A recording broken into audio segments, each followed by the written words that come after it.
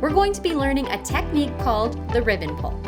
This is useful when you want your pipe cleaner to curl in order to make creating easier during various parts of your piece. As a quick note, our artist is right-handed. If you're left-handed, the instructions will be reversed. When you want the pipe cleaner to curl to the right, apply pressure with your thumb as you slide it across. If you're left-handed, your curling hand will be your left hand and you will be applying pressure with your finger to curl to the right. When you want it to curl to the left, apply pressure with your finger as your right hand moves.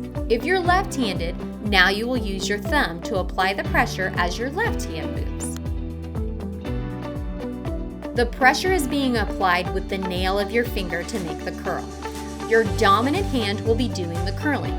So as you create, apply pressure with the nail of either your thumb or your index finger to create the curve with this technique accordingly.